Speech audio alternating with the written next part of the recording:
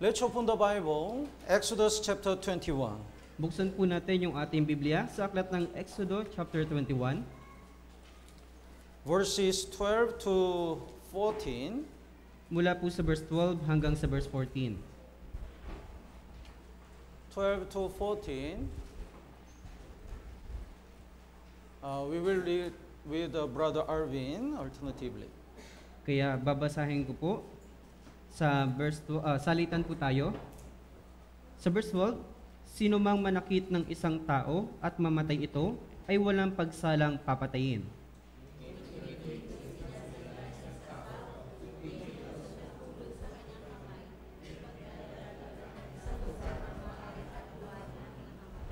Kung magbalak ang sinuman sa kanyang kapwa na patayin siya ng pagpataksil, aalisin mo siya sa aking dambana upang siya'y mamatay.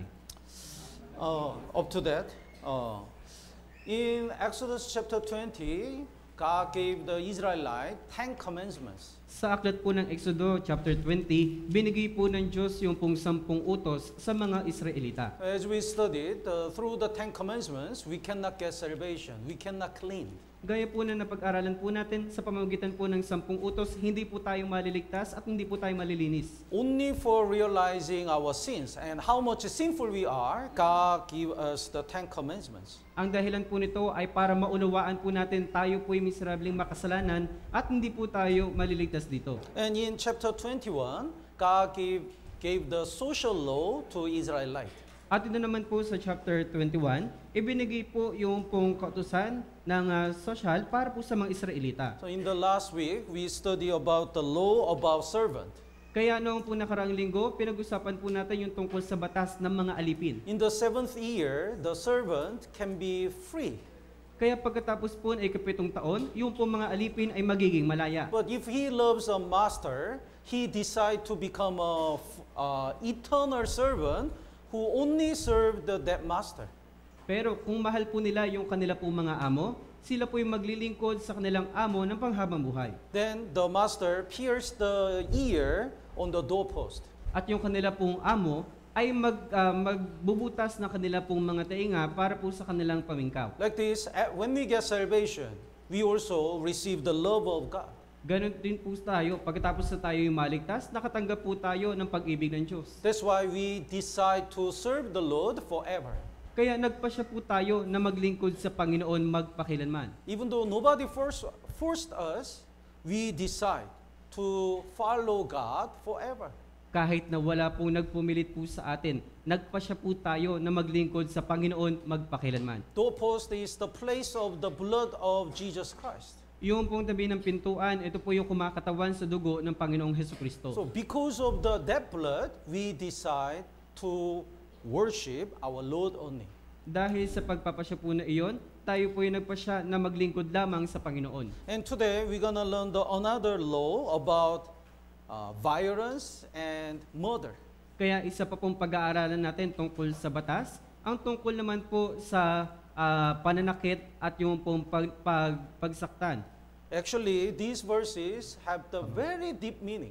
Sa katunayan, ito pong mga bersikulo na ito ay mayroon pong malalim na kahulugan. So the verse 12, he who strikes a man so that he dies shall surely be put to death.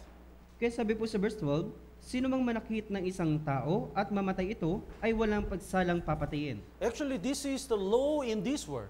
Sa katunayan, ito po yung batas dito po sa mundo. Let's look at the verse 23 to 25. Tingnan po natin sa verse 23 hanggang verse 25. Would you read? Subalit kung may anumang pagsalang sumunod, magbibigay ka nga ng buhay para sa buhay. Mata sa mata, ngipin sa ngipin, kamay sa kamay, paa sa paa. Paso sa paso, sugat sa sugat, hagupit sa hagupit. It sounds fair, right? Kaya mukha namang tama naman. If somebody hurt my eyes, I also have to hurt someone's eye. Kung meron pong mananakit ng aking mata, dapat ko rin pong saktan yung kanyang mata. Eyes for eyes, tooth for tooth, hand for hand, foot for foot. Sabi po, mata sa mata, ngipin sa ngipin, kamay sa kamay, paa sa paa. This is the law of God's justice. Ito po yung batas ng hustisya ng Diyos. So if somebody if somebody one person die, he has to die. He is supposed to die. Kaya kapag mayroon pong isang taong pumatay, siya rin po ay nararapat patayin. But God is merciful. Pero ang Diyos po ay mahabagin. That's why God prepared another way to avoid this judgment. Kaya inahanda ng Diyos ang isang paraan para maiwaksi ito pong bagay na paghatol na ito. That's the city of refuge. Ito po yung lungsod kanlungan. Let's look at the verse 13. Punta po tayo sa verse 13. Verse 13, basahin po natin ng sabay-sabay. 3, 2, 1. Ngunit kung hindi ito sinasadya ng isang tao, kundi Diyos ang naghulog sa kanyang kamay, ay paglalaanan kita ng isang lugar na maaring takbuhan ng nakamatay. God said, I'll appoint for you a place where he may flee. Kaya sabi po ng Diyos, paglalaanan kita ng isang lugar na maaring takbuhan ng nakamatay. This place is called the cities of refuge. Ito pong lugar na ito ay tinatawag ng lungsod ng kanlungan. Exodus chapter 21 and Numbers chapter 35 and Joshua chapter 20 are talking about cities of refuge. Ito pong Exodo chapter 21 at yung pong Bilang chapter 35, pati po yung Josue chapter 20, ito po ay kumakatawan sa lungsod, So kanlungan. we can see more details about the cities of refuge in the Numbers chapter 35. Kaya makikita po natin yung higit na detalye tungkol sa lungsod kanlungan pagdating po sa Aklat ng Bilang chapter 35. Let's look at the Numbers chapter 35. Punta po tayo sa Aklat ng Bilang chapter 35. So today we're gonna study the cities of refuge. Kaya ngayon ay pag-aaralan po natin ang tungkol sa lungsod kanlungan. 35 verse 6. Sa 35 po, verse 6.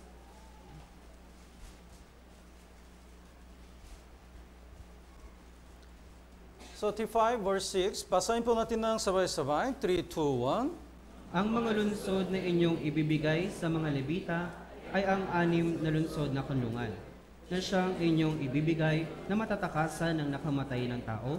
Bukod pa dito, ay magbibigay kayo ng 42 lungsod. Here is the word manslayer. Meaning is a person who killed another accidentally. Kaya mayroon po dito tinatawag na Which a manslayer may flee. na Manslayer. yung pong matatakasan ng nakamatay na tao.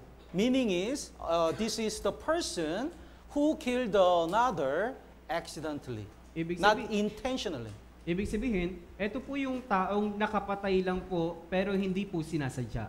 Then the Israelite didn't ask the cities of refuge. Kayo mga Israelita, hindi naman po sila humihingi ng lungsod, kanlungan. This is the grace of God. Ito po yung biyaya ng Diyos. Actually, all the cities of refuge are the shadow of Jesus Christ. Sa katunayan, ito pong lungsod kanlungan, ito yung umaanino kay Hesus Kristo. We didn't ask the salvation. Hindi naman tayo humihingi ng kaligtasan. But God already prepared the forgiveness of sin for all sinners. Pero inahanda na po ng Diyos yung pong kapatawaran ng mga kasalanan para po sa mga makasalanan. This is God's love and grace. Ito po yung pag-ibig at biyaya ng Diyos. Let's look at the First Peter. Please bookmark in the Numbers chapter 35. And let's look at the First Peter chapter 1. Lagyan po natin ng tanda yung pong Bilang chapter 35. At punta po tayo sa unang Pedro chapter 1. First Peter chapter 1 verse 20. Sa unang Pedro chapter 1 verse 20 po. He indeed was ordained before the foundation of the world, but was made manifest in these last times for you. Siya ay tinalaga na nung una bago itinatag ang sanlibutan. Ngunit inihayag sa mga huling panahon dahil sa inyo. So it means before God created the heavens and the earth, God already prepared the Jesus Christ to come to this world. Ibig sabihin, bago palalangin ng Diyos yung pong langit at ang lupa, inihanda na po ng Diyos ito pong si Hesus Kristo para makarating dito po sa mundo. God already prepared the salvation, even though we didn't ask. Inihanda na po ng Diyos yung pong kaligtasan kahit hindi po natin hinihingi. This is the one-sided grace from God. Ito po yung iisang pagpapasya ng Diyos para po sa kanyang biyaya. Even though we don't ask, God already decided to give us this grace. Kahit na hindi tayo humihingi ng hindi tayo humihingi, ipinasya na po ng Diyos na ibigay sa atin yung pambiyaya. So for example, just imagine before you have a child, you already know the future of that child. Kaya halimbawa po, na kahit wala pa po kayong anak, pero alam nyo na po yung magiging hinaharap ng inyong pong anak. Then you already know that the child would have a heart disease when he become 20 years old. At malalaman nyo po na yung inyong pong anak ay magkakaroon ng sakit sa puso kapag siya ay umabot ng 20 taon. The only way to save that child is you have to give your heart. Ang isang paraan lang po para iligtas yung inyong anak ay kailangan nyong isuko ang inyong pong puso. But you still decide to have a child. Kaya nagpasya pa rin po kayo na magkaroon po ng anak. That means you already decide to give your heart one day. Kaya ibig sabihin, nagpasya na po kayo na ibigay ang inyong puso sa inyong anak balang araw. God already knew that the Adam would commit the sin. Alam na po ng Diyos na ito pong si Adan ay makakagawa po ng kasalanan. And God already knew that only way to save sinners is to sacrifice His only begotten Son, Jesus Christ. At alam na po ng Diyos ang kaparaanan para mapatawad ang ating mga kasalanan ay iligtas tayo sa pamamagitan po ng kanyang bugtong na anak na si Jesucristo. But God decided to create the man. Pero ipinasya pa rin po ng Diyos na lumikha ng isang tao. Meaning is He already decided to sacrifice Jesus Christ. Ibig sabihin, nagpasya na po ang Diyos na ibigay yung kanyang, na isakripisyo yung kanyang anak na si Jesucristo. Even though we didn't ask anything, God already prepared the salvation for us. Kahit hindi po tayo humingi ng anuman sa Diyos, inihanda ng Diyos yung kaligtasan sa atin. This is amazing love. Ito po yung nakakamanghang pag-ibig. Let's go back to Numbers chapter 35. Balik po tayo sa Aklat ng Mga Bilang, chapter 35. 35 verse 11 and 12. Sa 35 po, verse 11 hanggang verse 12. Verse 11 first. Verse 11. Basahin po natin ng sabay-sabay. 3, 2, 1. Ay pipili kayo ng mga lungsod na magiging lungsod kanlungan para sa inyo, upang ang nakamatay ng sinumang tao nang hindi sinasadya ay makatakas patungo doon.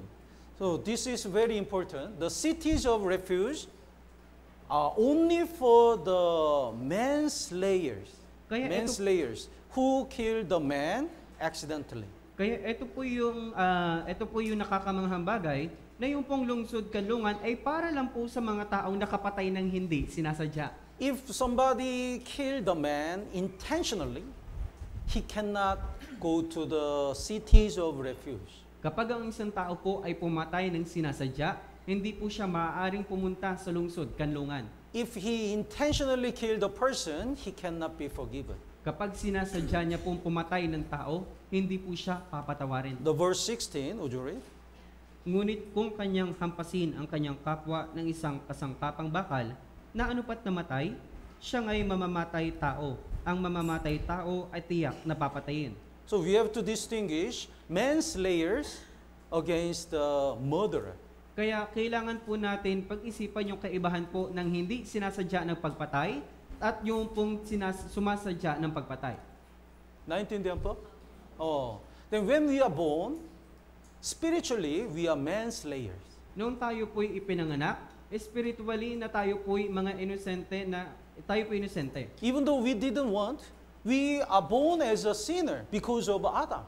Kahit na ayaw po natin, ipinanganak pa rin po tayong makasalanan dahil po kay Adan. That's why, no matter what we commit the sins, we are already forgiven by the blood of Jesus Christ. Kaya anuman po yung kasalanan gawin po natin, napatawad na po tayo sa pamamagitan po ng dugo ng Panginoong Hesukristo. Our past, present, even the future sins were already forgiven when Jesus died on the cross 2,000 years ago.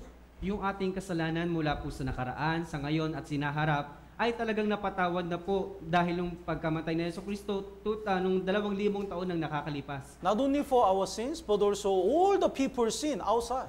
Hindi lang po yung para sa kasalanan natin, kundi pati rin po sa mga kasalanan ng buong sanlibutan. But why do people go to hell? Pero bakit kaya yung mga tao ay mapupunta pa rin po ng impyerno? Because they intentionally reject the love of Jesus. Dahil sinasadya po nila na napabayaan o talikdan yung pong pag-ibig ng Diyos. Like the murderer who killed intentionally the person cannot be forgiven. If the people intentionally reject the love of God, they cannot be forgiven. Gaya po ng isang mamamatay tao na kapag sinasadya niya pong pumatay, hindi po siya papatawarin. Ganun din po sa mga makasalanan na hindi po tinatanggap yung pag-ibig ng Diyos, sila po ay hindi papatawarin. So even though all people's sins are already forgiven, if they don't receive this love, they cannot go to heaven. Kahit ang lahat ng mga tao ay napatawad na po yung kanila pong kasalanan, pero kung hindi po nila tatanggapin ito pong pag-ibig ng Diyos, kailanman ay hindi po sila papatawarin. Let's look at the Hebrew chapter 10, Punta po tayo sa aklat ng Hebreo chapter 10, verse 26. sa verse 26 po.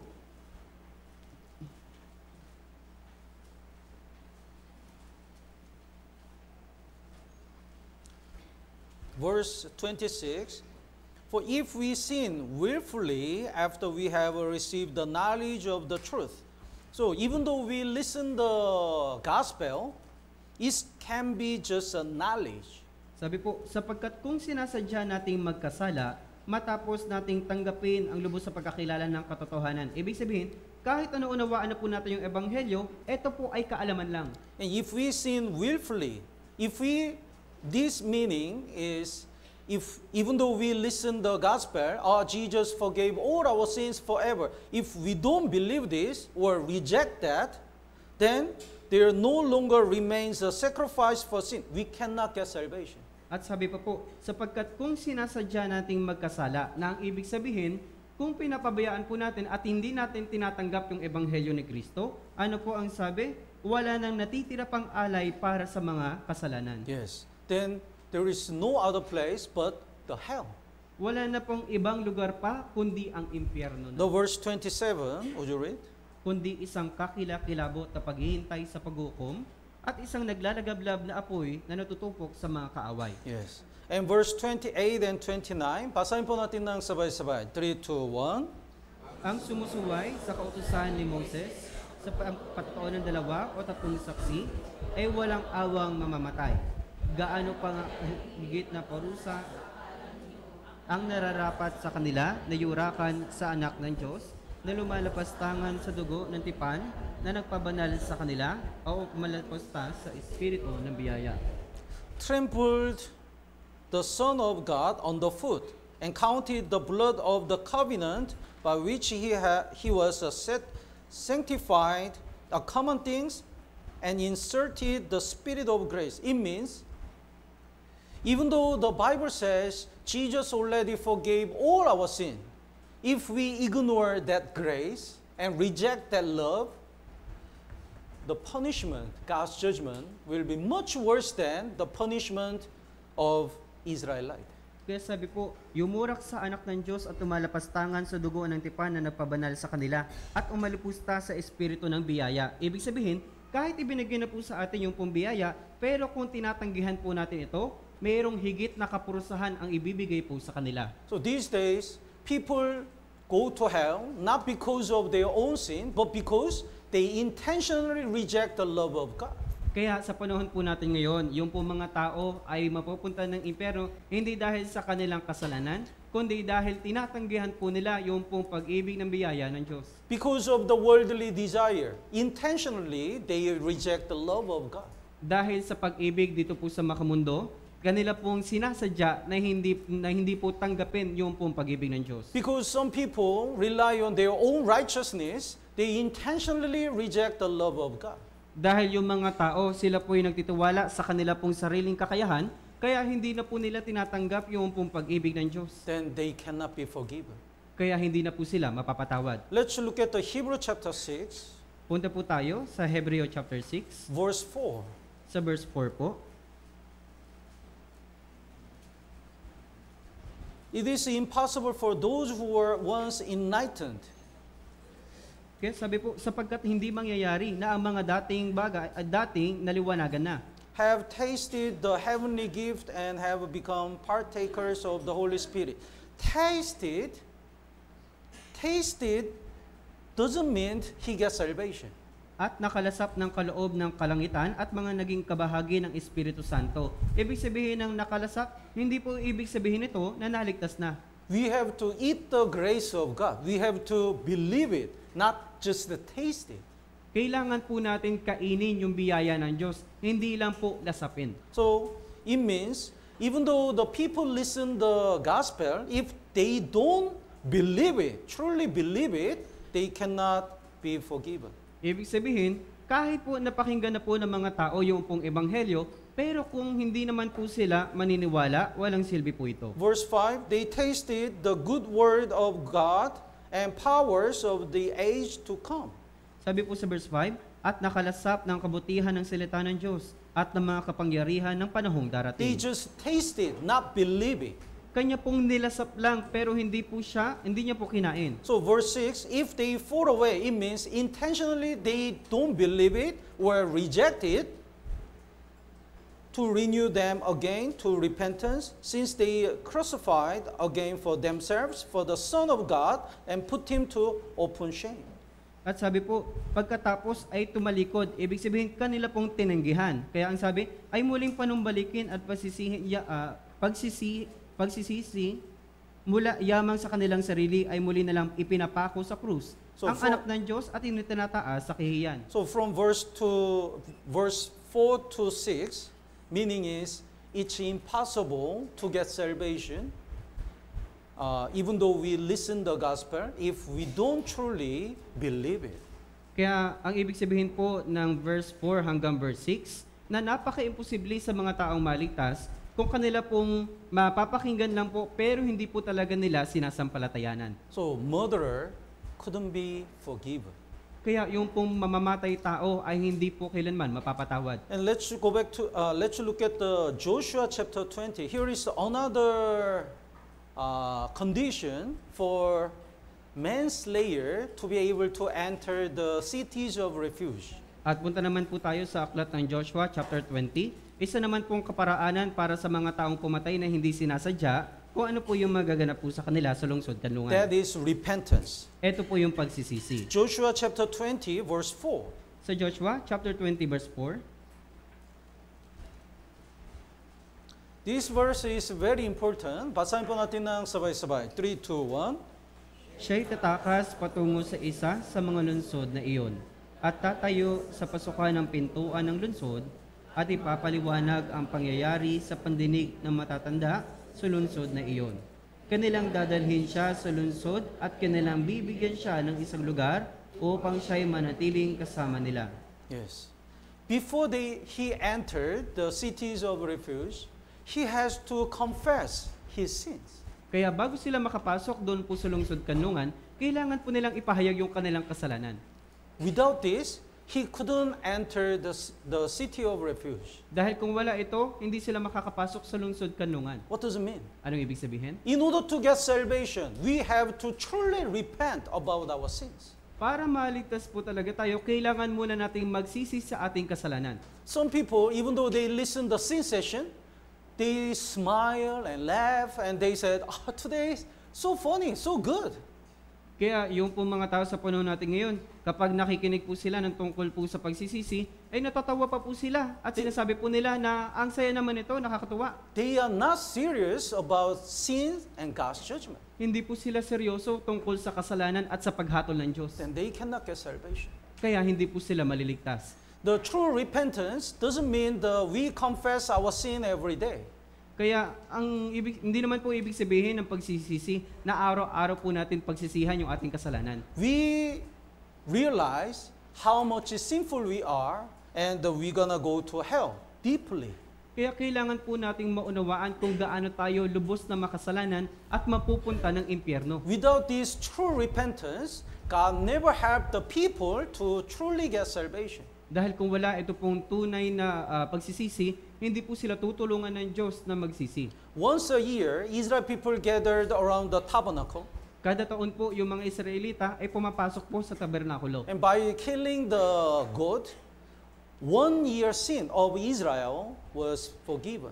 Kaya sa pamagitan po ng pagpatay noong pong isang kambing, yung pong kasalanan ng buong Israelita ay mapapatawad sa loob ng isang taon. But even that day is called the Day of Atonement. Kaya ito po yung tinatawag na batas pangkatubusan. Even in that day, if the Israelite didn't truly repent, they cannot be forgiven. Kaya kahit yung mga Israelita ay hindi po talaga nagsisi, hindi pa rin po sila papatawarin. Let's look at the Leviticus chapter 23. Punta po tayo sa aklat ng Levitico, chapter 23.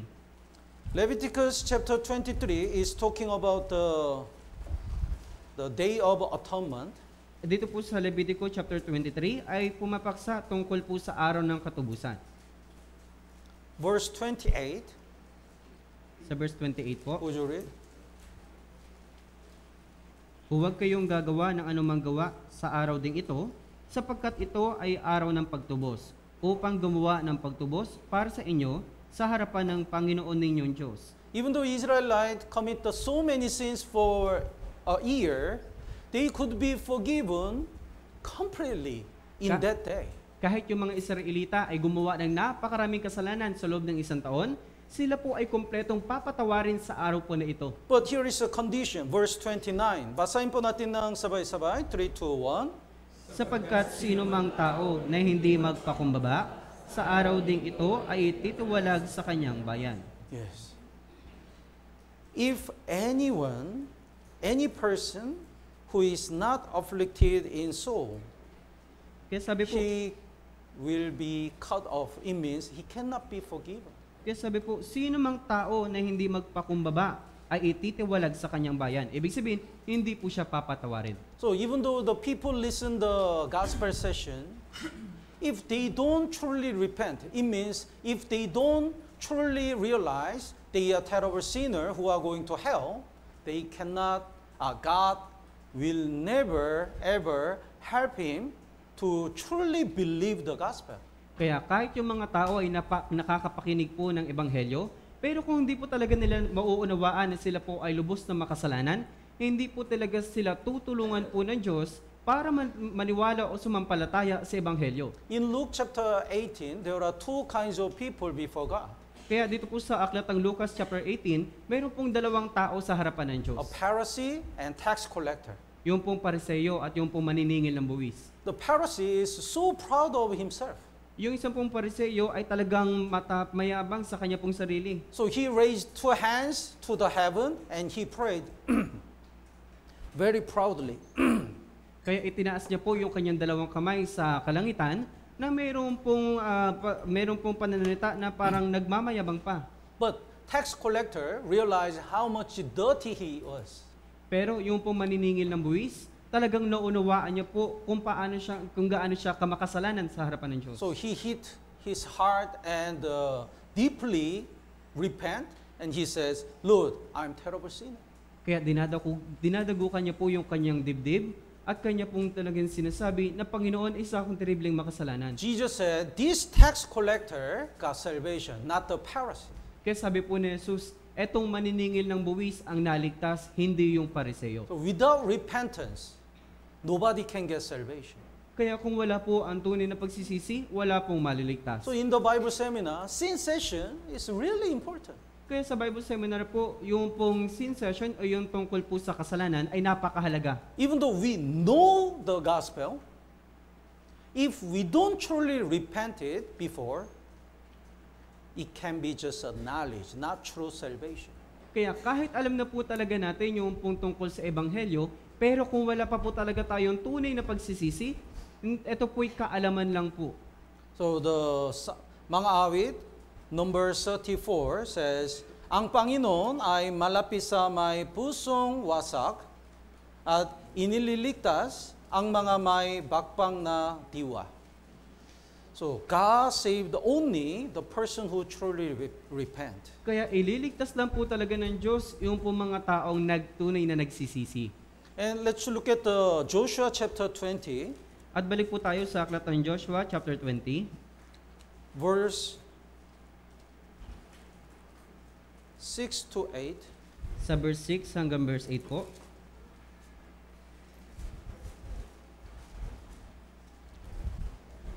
Verse 6, God command to prepare the 6 cities as cities of refuge. Kaya sa verse 6 po, inihanda po ng Diyos yung 6 na lungsod para po sa lungsod kanlungan.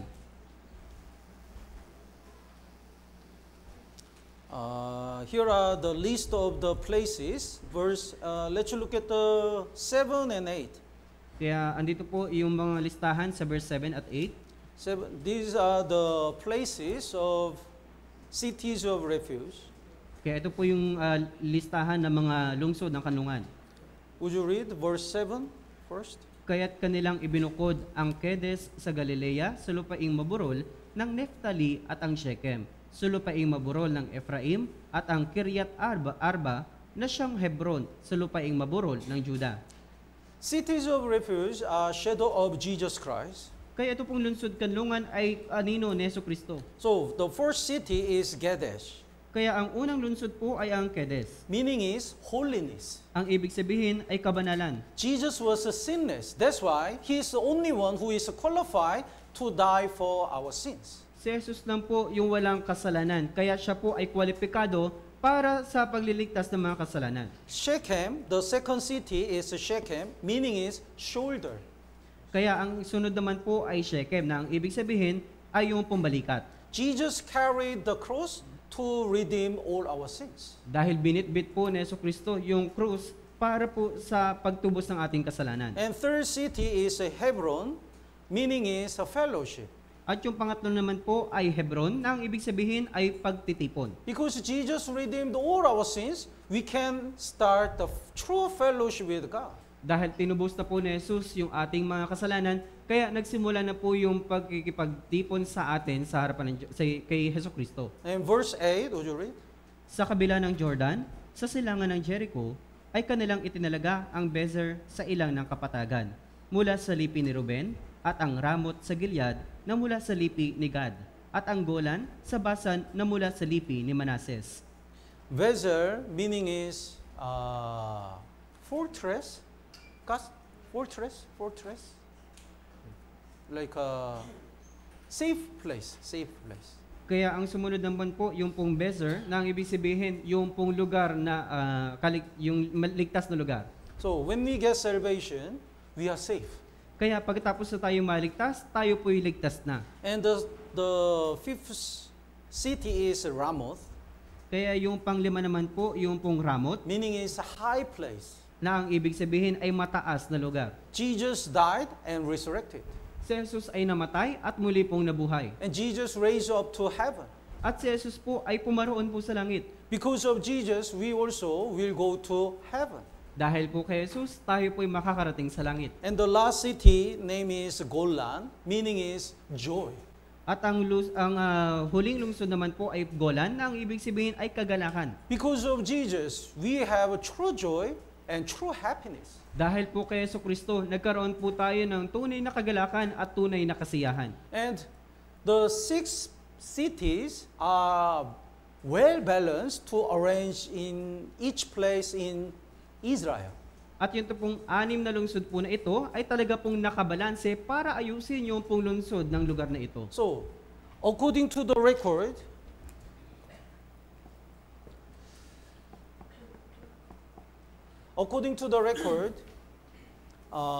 people can reach the city of refuge, one of the city of refuge, within 8 hours, no matter where he is. Kaya ayon po sa naitala, yung pong mga tao ay maaari nilang mapuntahan yung pong lugar ng lungsod, 6 na lungsod kanlungan ito, ayon sa kanilang lugar. Naintindihan po? So, within 8 hours, by walking distance, by work, within 8 hours, when he accidentally killed a person, he can reach one of the city of refuge. Kaya sa loob po ng 8 oras po na ito, kapag sila po ay pumatay ng hindi sinasadya, sila po ay maaaring makapasok agad doon po sa lungsod kanlungan. It means anyone can get salvation anytime. Na ang ibig sabihin, kahit sino man ay maaari pong maligtas anumang oras. Salvation is very near. Kaya ang kaligtasan po ay malapit. God is always near us. Ang Diyos ay lagi pong malapit sa atin. Actually, we conduct a Bible seminar for 1 week, but we don't need 1 week. Sa katunayan, di ba po, nagkakaroon tayo ng Bible seminar ng 1 linggo, pero hindi naman po natin ito kailangan ng 1 linggo. If person's heart is ready, within 5 minutes, or even 1 minute, when we explain, he can get salvation. Kung handa po talaga yung puso ng tao, sa pamagitan po ng 5 minuto o 1 minuto lang po, madali po natin maipapaliwanag sa kanya. But heart is not ready. Pero ang puso po kasi ay hindi handa. So in order to prepare the heart to get salvation, we need so much time. Kaya para maihanda po yung puso nila na maligtas, kailangan po natin gumugol ng mahabang oras. Look at the criminal who died with Jesus on the cross. Kaya tignan niyo po yung isang kriminal na namatay kasama po ni Jesucristo doon po sa krus. In the beginning, the two criminals blamed and made fun of Jesus together. Kaya sa pasimula, ito pong dalawang kriminal po na ito ay talagang sinisisi at tinahamak si Jesus. But one criminal, when he observed Jesus, he's a savior. Pero yung pong isang kriminal, nung kanya pong pinapansin ito pong si Jesus, naunawaan niya po na si Jesus ay isang tagapagligtas. So he truly repent and rely on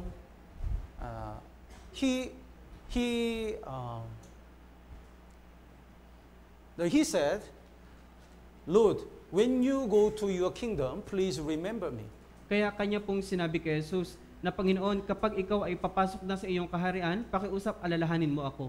He relied on Jesus. Siya po ay nagtiwala kay Jesus. Then Jesus said, assuredly I say to you will be with me in paradise. Kaya sabi po ni Jesus, katotohanan ang sinasabi ko sa iyo, ngayon ikaw ay makakasama ko sa paraiso. When he was ready, immediately he got salvation. Nung araw na siya na po ay handa, siya po talaga ay naligtas kaagad. God is near. Ang Diyos po ay malapit. Salvation is very near us. Ang kaligtasan ay napakalapit po sa atin. That's why whenever people are ready, they can get salvation. Kaya kapag handa na po ang tao, maliligtas na po sila. God is in Ortigas and also Quezon province, also Bohol, everywhere. Kaya ang Diyos po ay nasa Ortigas, maski po sa Quezon province, pati po sa Bohol, nasa amang lugar. God is in Philippines, in Africa, in Europe, in Korea. God is everywhere.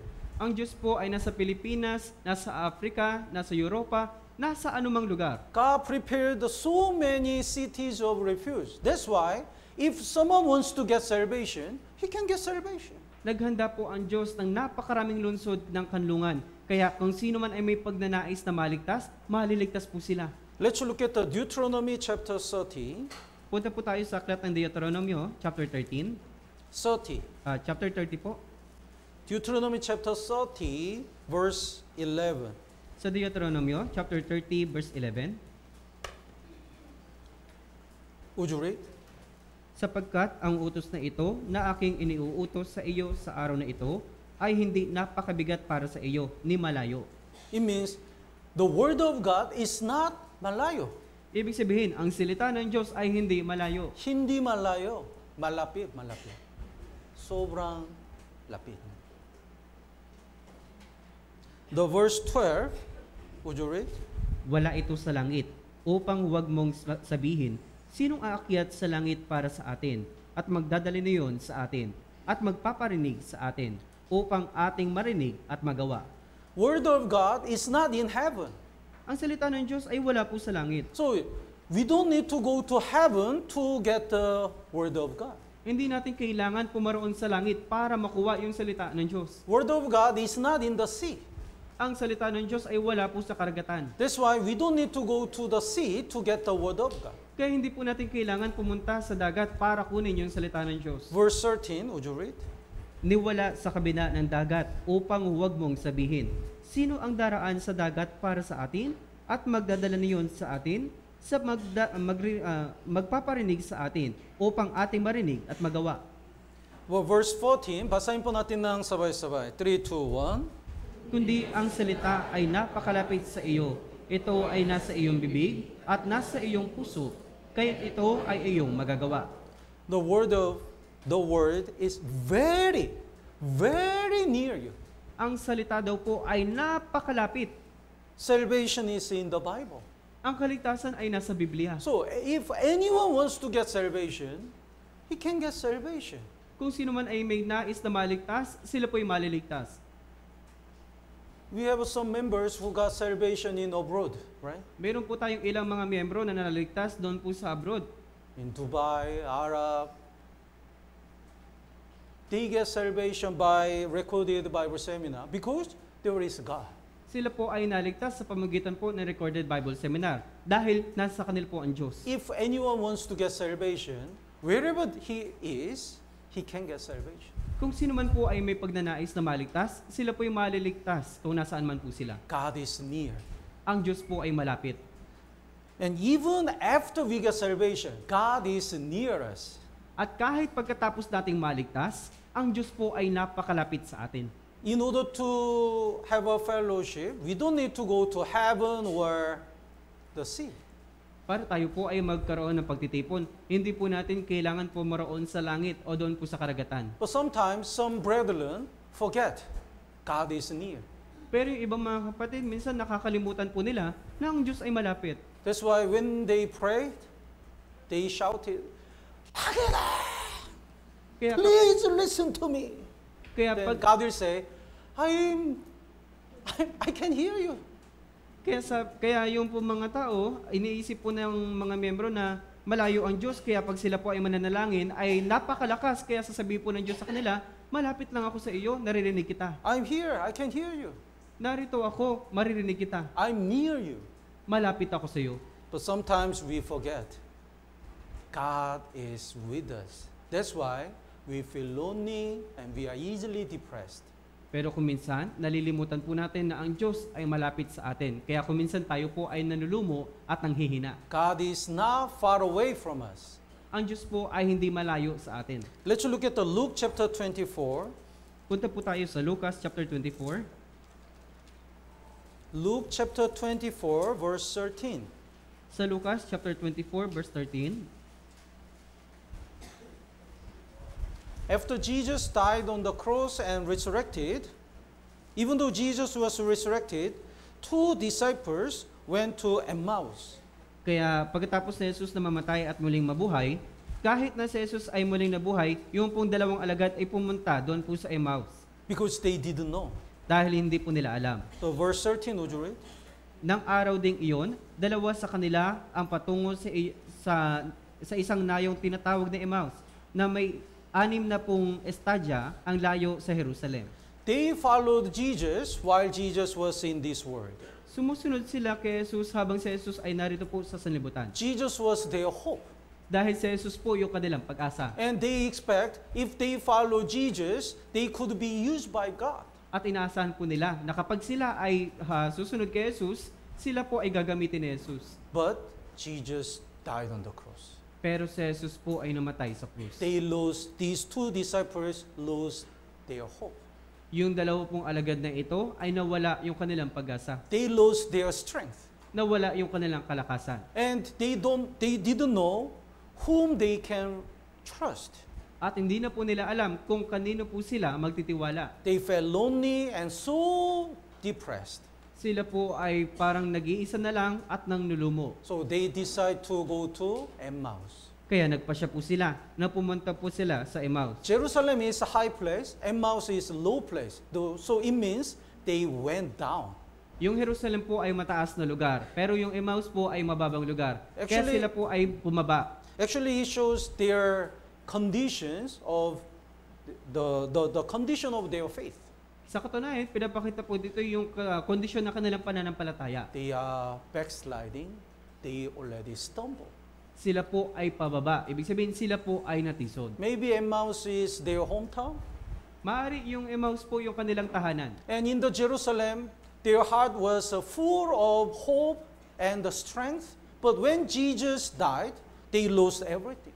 At maari yung pong lugar ng Jerusalem yung kanilang pong pag-asa at kalakasan. Pero nung namatay po sa Jesucristo, nawala po iyon. Jesus already gave them the mission, but they stopped to achieve the word of Jesus. Binigyan po sila ng misyon ni Jesucristo. Pero tinapos po nila yung misyon na iyon. They gave up everything and they were going down.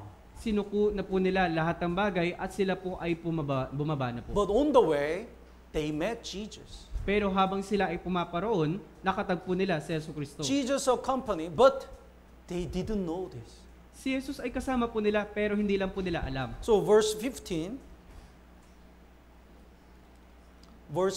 and 16, basahin po natin ng sabay-sabay. 3, 2, 1. Samantalang sila'y nag-uusap at nagtatanungan, si Jesus mismo ay lumalapit at naglalakbay na kasama nila. Subalit ang kanilang mga mata ay hindi pinahihintulutan na makilala siya. Jesus himself drew near and went with them, Si Jesus mismo ay lumalapit sa naglalakbay sa kanila, but they didn't know. pero hindi nila alam. Sometimes we experience this. Minsan nararanasan po natin ito. We feel like we lost our hope and so depressed. Pakiramdam natin na nawawala yung ating pag-asa at nanlulumo tayo. Even in that time, Jesus is near us.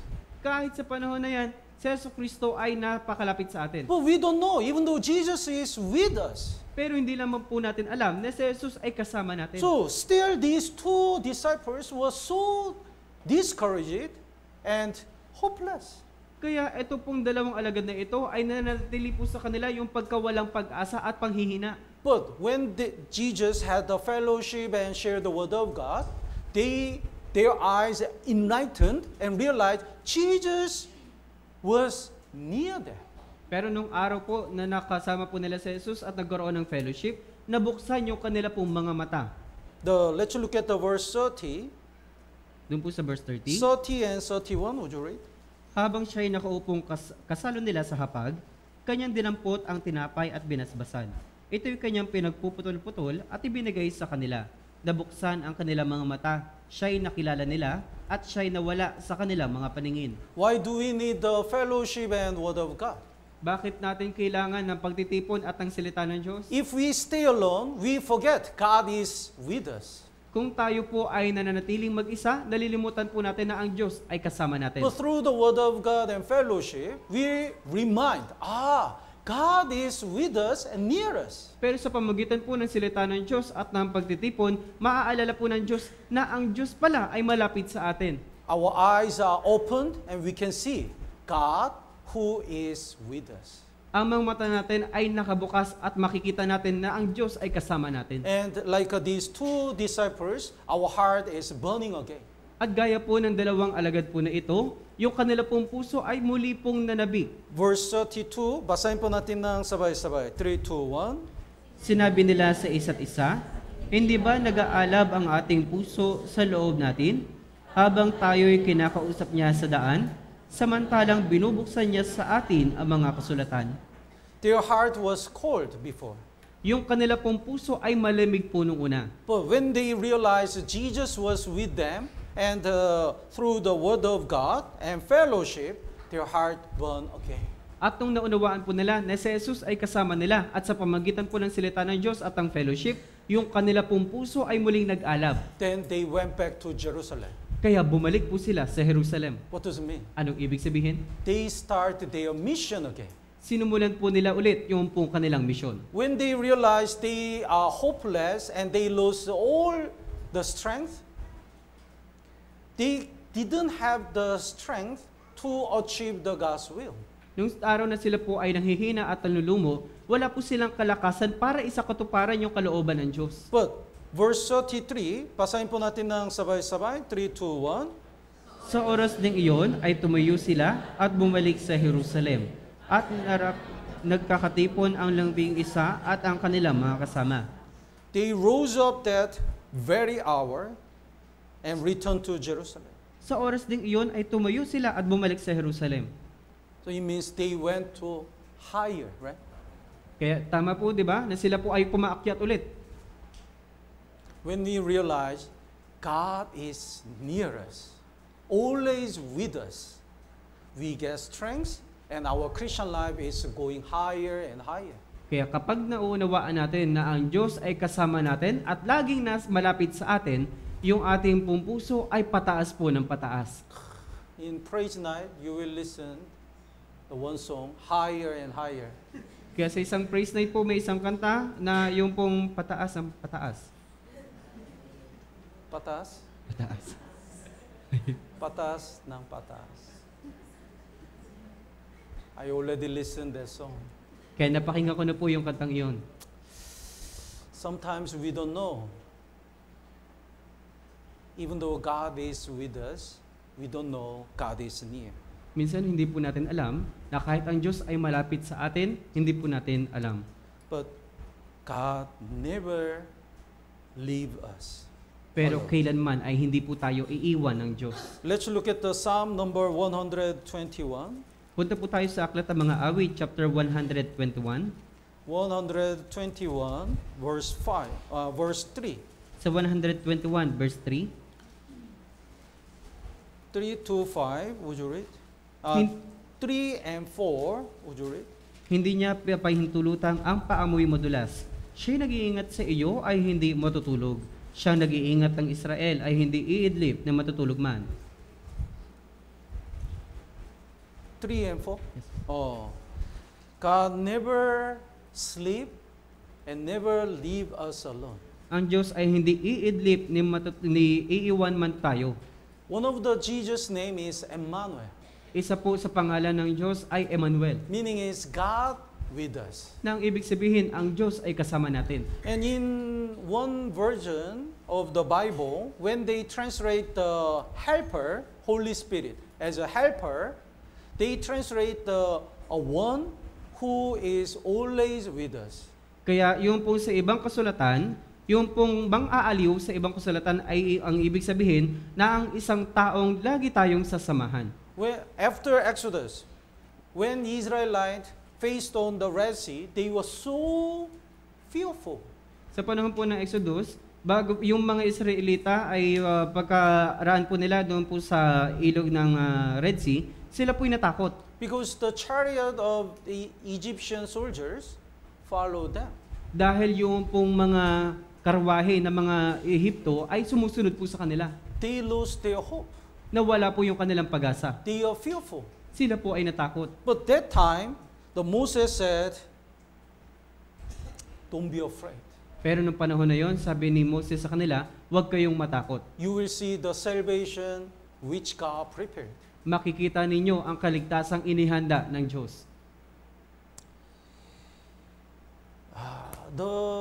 This is very famous story about Martin Luther. Isa po ito sa tanyag ng istorya ni Martin Luther. He was a priest in Catholic Church. Siya po noon ay isang pari doon po sa Katoliko. He believed by sacrifice or hurting himself, he can be forgiven.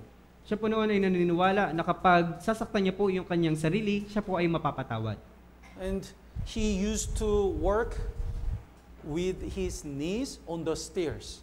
At siya po ay naglalakad kasama po ng kanyang pamangkin doon po sa may hagdanan For forgiveness of sins. para po sa kapatawaran ng But kasalanan. one day he realized that that way is not the way to go to heaven. Nung isang araw, kanya pong naunawaan, hindi pala yun yung kaparaanan para makarating sa langit. He realized only by faith, because Jesus redeemed all his sins already, only by faith he gets salvation. Naunawaan niya lang po na sa pamamagitan lang pala ng pananampalataya, siya po ay maliligtas. Then he is against the Roman Catholic. At siya po ay naging laban doon po sa Katoliko. That's why he became, what do you call it, the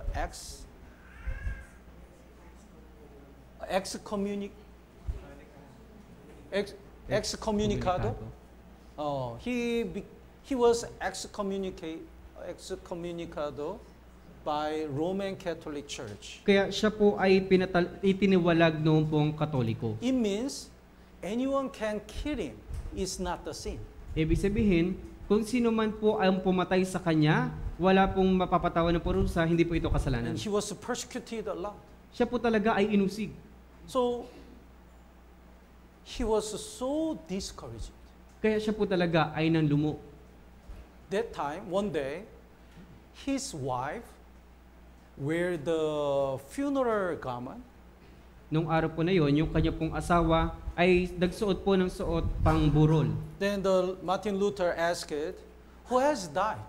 Kaya sinabi po ni Martin Luther, sino yung namatay? She replied, God has died. Sinabi po niya na ang Diyos ang namatay. Then Martin Luther said, what are you talking about? Kaya sinabi, Did you say God is dead? kaya sinabi po ni Martin Luther, anong sinasabi mo? Ang Diyos ang namatay? God is almighty. God is immortal.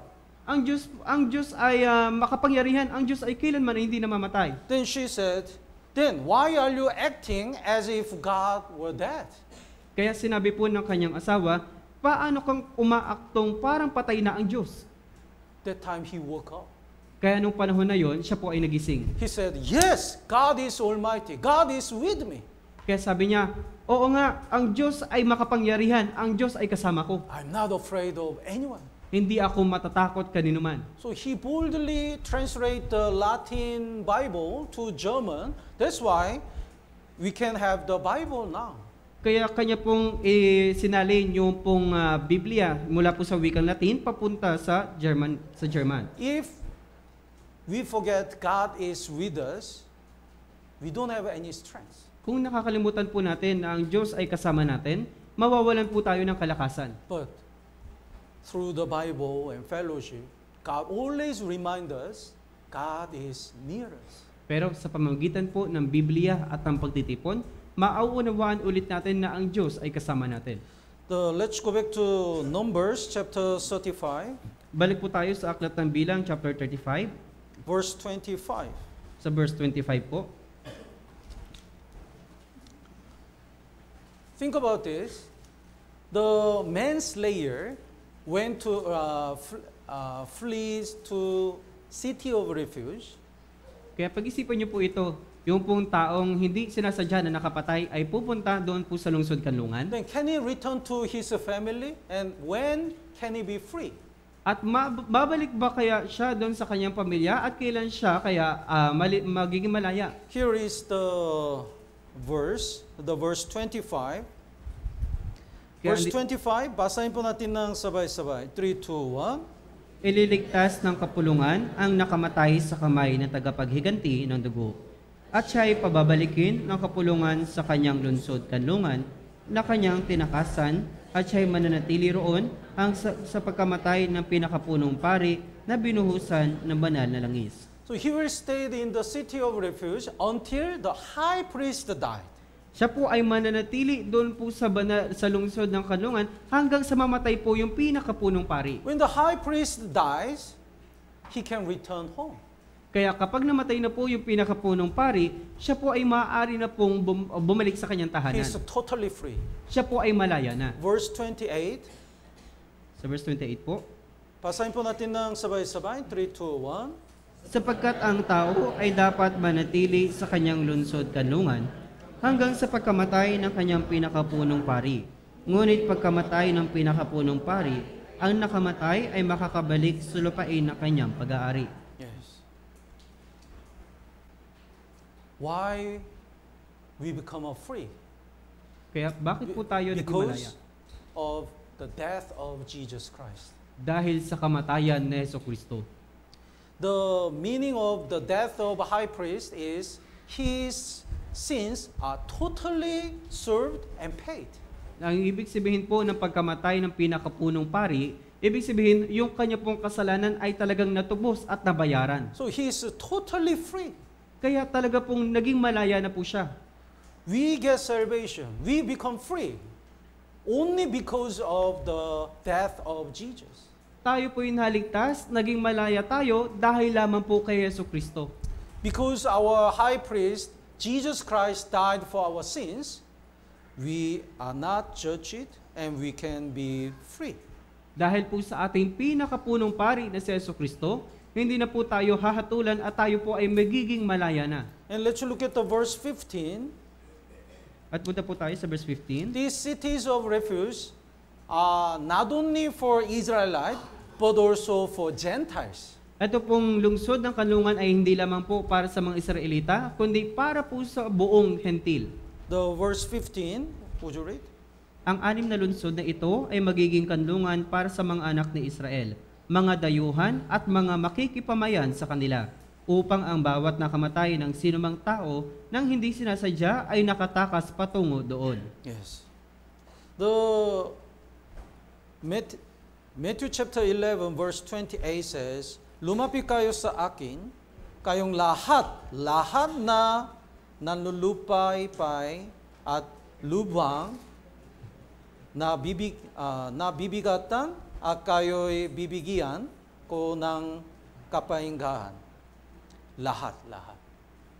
God is calling everyone to take a true rest. Tinatawagan po ng Diyos lahat ng tao para po magkaroon ng kapahingahan. Whether the people are poor or rich, Jesus already invite them to the cities of refuge. Maging ang tao man ay mahirap o mayaman, iniimbitahan po sila ni Jesus patungo sa lungsod kanlungan. Whether they are Gentiles or Jews, it doesn't matter. Jesus invite them, all of them, to the cities of refuge. Sila man po ay hentil o mga Hudyo, ito po hindi po bumabatay dito, kundi iniimbitahan po sila lahat ng ni Jesus para po sa lungsod kanlungan. Have you imagined the life of this manslayer, his life after he returned to his hometown? Napag-isipan niyo po ba to? Yung taong pumatay ng hindi sinasadya, anong mangyayari sa kanya pagkatapos na siya'y makabalik sa kanyang tahanan? He was protected, and when the high priest died, he becomes free and returned home. Siya po ay protektado na. Pagkatapos mamatay ng pinakapunong pari, maaari na po siyang makabalik ng malaya sa kanyang tahanan. Then what about his life? His life is the same or different before he experienced, after he experienced the cities of refuge? Pero ano na kaya yung kanyang buhay? Parehas pa rin po ba katulad ng dati? O iba na pagkatapos niya makaranas doon po sa lungsod kanlungan? His life must be totally changed. Yung kanyang pong buhay ay dapat pong nabago. He experienced the great love of God. Dahil naranasan niyo po yung dakilang pag-ibig ng Diyos. Actually, the law of God, God's justice is eyes for eyes, and tooth for tooth, and foot for foot. Sa katunayan, yung pong hustisya at batas ng Diyos, yung pong mata sa mata, ngipin sa ngipin, paa sa paa. But because of God's grace, he was still survived. Pero dahil sa biyaya ng Diyos, siya po ay talagang nakalaya pa. Then, if somebody make a mistake, he can easily forgive him. At kahit na mayroon pong taong nakagawa ng kamalian, maaari na po niyang patawarin din. Because he received the grace and love of God. Dahil natanggap niya na po yung pong pag-ibig at yung pong biyaya ng Diyos. After we get salvation, our life and our heart must be different. Pagkatapos na tayo po'y maligtas, yung ating pong buhay, pati yung ating puso ay dapat na pong nabago. We know all our sins are already forgiven. That's why we can also forgive others. Alam na po natin lahat ng ating mga kasalanan ay napatawad na, kaya dapat po nating patawarin din po yung iba. For us to forgive others, Jesus forgave us first. Kaya bago po tayo magpatawad ng iba, si Jesus po muna yung unang nagpatawad sa atin. Let's look at the Colossians chapter 3. Punta po tayo sa aklat ng Kolosas sa chapter 3. Colossians chapter 3 verse 13 and 14. Sa Kolosas chapter 3 verse 13 hanggang 14.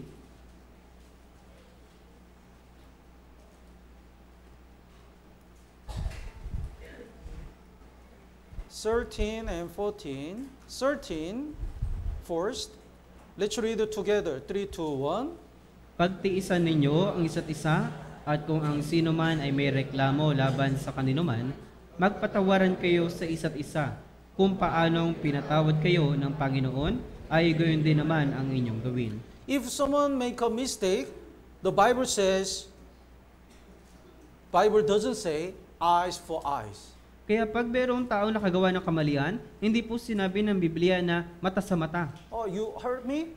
Okay, I'm gonna hurt you. Sinaktan mo ko, sasaktan kita. Eyes? Okay, eyes. We don't do that. Kaya hindi po natin ito ginagawa. Because the Bible says, even as Christ forgave you, so you also must do. Kaya sabi po, kung paanong pinatawad kayo ng Panginoon, ay gayon din naman ang inyong gawin. We already received the great forgiveness of sins. Natanggap na po natin yung dakilang kapatawaran ng Panginoon. That's why, even though the other people make a mistake for us, we can forgive them. Kaya kahit nakagawa man po ng kamalian yung ibang tao sa atin, kailangan po natin silang patawarin. And here is the last lesson. Let's look at Deuteronomy chapter 19. At ito po yung huling paksa po natin. Punta po tayo sa aklat ng Deuteronomy chapter 19. Deuteronomy chapter 19 verse 3. Sa Deuteronomy chapter 19 verse 3.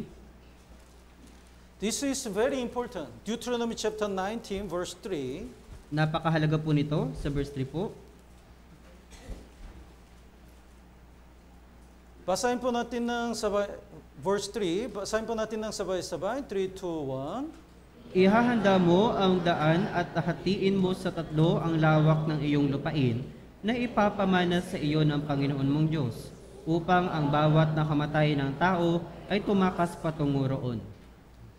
God command to prepare the laws for cities of refuge. Kaya ang Diyos po ay naghanda ng mga daanan para po sa lungsod kanlungan. According to the record, the Israel people prepared the 14 meter with roads for the cities of refuge. Alinsunod po doon po sa naitala, yung po mga Israelita ay naghanda noong pong 14 na metro na mga daanan para po sa lungsod ng kanlungan. And every year they repaired At taon-taon kanila pong isinasaayos for the people who need the cities of refuge. para po sa mga taong nais po ang lungsod kanlungan. These days, who have to make the way for Jesus, for all sinners to go to the cities of refuge? Sa panahon po natin ngayon, sino po yung taong maghahanda ng daanan para po sa mga makasalanan na pupunta sa lungsod kanlungan? Born again Christian. Yung po mga naipanganak na muli. If we don't prepare the road, people cannot go to Jesus. Kung hindi tayo maghahanda ng daanan, yung mga tao ay hindi makakarating kay Jesucristo. According to the record, they prepared the signpost for cities of refuge. Alinsunod po sa naitala, naghanda po ang tao ng mga senyales doon po sa poste para po sa lungsod kanlungan. So without signpost, they are confused where to go. Kaya kung wala po ang senyales po na yun, malilito po sila kung saan po sila pupunta. So if we really get salvation, we have to prepare the road, and also we ourselves are the signboard for the sinner to guide, in order to guide the sinners to Jesus. Kaya para maligtas po yung mga tao, tayo po yung dapat na maghanda ng daanan para po sa kanila, at tayo din po yung magbibigay ng senyales para sa kanila na makarating po kay Jesucristo. So we have to prepare the way. Kailangan po natin maghanda ng daanan. When we conduct a Bible seminar, our invitees' heart, sometimes their heart is already ready to get salvation. Kapag tayo po ay nagsasagawa ng Bible seminar, may mga ibang tao na handa na po talagang maligtas. Meaning is the inviter, brethren, prepare a lot and pray a lot for them to get saved. Ibig sabihin, yung mga kapatid ay naghanda po talaga ng napakarami para lang po maligtas sila. But sometimes our invitees' heart is not ready. Pero kung minsan yung mga naimbitahan natin ay hindi pa talaga handa. Then spiritually, while I'm preaching the gospel, spiritually, I really have a big struggling to fight. Kaya kahit na ako po ay naghahanda, pero sa spiritual na katayuan, ako po talaga ay nakikipaglaban. When I look at their eyes don't have any interest. Okay. Kaya pag tinitingnan ko po yung kanilang mga mata, yung kanila pong mga mata ay hindi po talaga interesado. Meaning is the way is not ready. Ibig sabihin yung daanan ay hindi po handa. When we have a Bible seminar, inviting them is not the only thing we have to do. Kapag tayo po ay nagsagawa ng Bible seminar, yung pong pag-iimbita sa kanila ay hindi lamang po yun yung paraan para po sa Bible seminar. In order to guide them to city of refuge, we have to prepare the way. Para maihanda po sila doon po sa lungsod kanlungan, kailangan po natin ihanda yung pong daanan po nila. We have to pray and we have to explain in advance. We have to do many things. Kailangan po natin silang ipanalangin, kailangan po natin ipaliwanag sa kanila ng agahan para po maihanda ito pong bagay na ito. And we are signboard to guide them. At tayo po yung taga-senyas para po magabayan sila. But what if the signboard is very dirty? Pero kung yung pong taga-signal ay napakarumi, then people cannot see where is the city of refuge. kaya ang mga tao hindi po nila makikita kung nasaan po yung lungsod kanlungan. If born-again Christian commit the sin and not good example for others, we cannot enlighten unsaved people. Kung yung mga kapatid ay nakagawa ng kasalanan, at yung mga naimbitahan po natin ay hindi po maliliwanagan. What if the signboard is lie down? Paano kung ito pong signboard po na ito ay nakahiga? Even though we have a hard time, we cannot give up our mission. Kahit na talagang nahihirapan na po tayo, hindi natin pwedeng isuko yung ating misyon. God is near us. So we get the strength again and we have to stand up again. Ang Diyos po ay lagi nating kasama, kaya kailangan po natin bumangon at magpakalakas. What if the signboard is very small? Paano po kung yung signboard po ay napakaliit? I'm shy. So Mahihain. very small. City of Refuge, that way. Kaya itong City of Lusod Kanlungan ay nandito sa lugar. Some Christian signboard is very small. Kaya yung signboard po ng ilang mga Kristiyano ay napakaliit. So when they have a lunch with the unsaved people, they even shy to pray. Kaya kapag sila ay kumakain kasama ng mga hindi ligtas, nahihiya po silang manalangin. So they pray like this. Kaya nanalangin sila na parang ganito. They are shy to bring the Bible everywhere. Nahihiya po silang dalhin yung kanila pong Biblia araw-araw. Our signboard must be really big Yung for ating- everyone to see. Yung ating pong signboard ay dapat napakalaki para kahit sino po ay makakita. So don't hide your identity. Kaya wag niyo pong itago yung inyong pong pagkakilanlan. When we introduce ourselves, we have to say, I'm Christian. Pag pinapakilala po natin yung ating sarili, sabihin po natin, ako ay Kristiyano. I'm born again Christian. Ako ay pinanganak na muli na Kristiyano. Boldly, we have to show the gospel and our Lord Jesus Christ, our refuge. Matapang po nating sabihin na tayo po ang mga Kristiyano na kailangan natin ipakita yung lungsod kanlungan. Let's look at the last verse, Luke chapter 3. Punta po tayo sa huling bersikulo, sa Lucas chapter 3. Luke chapter 3, verse 4. Sa Lucas chapter 3 verse 4. As it is written in the book of words of Isaiah, the prophet, saying, the voice of one crying in the wilderness, prepare the way of the Lord, make his path straight. Gaya ng nasusulat sa aklat ng mga salita ni Propeta Isaías, ang tinig ng isang sumisigaw sa ilang, ihanda ninyo ang daan ng Panginoon, tuwirin ninyo ang kanyang mga landas. We have to prepare the way of the Lord. Kailangan natin ihanda yung daraanan ng Panginoon. And we should be the big signboard and clean signboard, which is standing in the right place to guide our sinners. At kailangan po natin maghanda ng napakalaking signboard at malinis ang signboard sa maayos at tamang lugar para maipakita sa kanila. And verse 5 and 6, basahin po natin ng sabay-sabay. 3, 2, 1. Bawat libis ay matatambakan at bawat bundok at burol ay papatagin. At ang liko ay tutuwirin at ang mga bakong-bakong daan ay bapatan. At makikita ng lahat ng laman ang pagliligtas ng Diyos. So if we prepare the way for the Lord, the verse 6, all flesh shall see the salvation of God. Kaya kapag inihanda na po natin yung daraanan ng Panginoon, sabi po sa verse 6, at makikita ng lahat ng laman ang pagliligtas ng Diyos. So God already prepared the cities of refuge for everyone. Kaya inihanda na po ng Diyos yung pong lungsod kanlungan para po sa lahat. Whoever believes in Jesus can get salvation. Sino mang mananampalataya kay Jesucristo ay maliligtas. In order to guide them, we should prepare the way and should become a good signboard. Para magabayan po natin sila, kailangan po natin maghanda ng daraanan at magkaroon ng maganda at mabuting signboard. Next week, we have a district Bible seminar. Sa susunod po na linggo ay mayroon na po tayong District Bible Seminar. I know all the district try to prepare the venue and invite our family and invite more people. That's the preparing the way for the Lord. Alam ko po na lahat ng mga kapatid ay naghahanda na po ng kanilang pong lugar para po sa Bible Seminar at kanila pong iniimbitahan yung kanila pong mga pamilya. Kaya kailangan na po nating maghanda para po dito. So we really hope and pray many people come to this way and stayed in the city of refuge. Kaya tayo po ay umaasa at nananalangin na napakarami pong mga tao ang mananatiling dumaan dito po sa lungsod kanlungan. Tama po ba? Let's pray together. Tayo po'y manalangin na.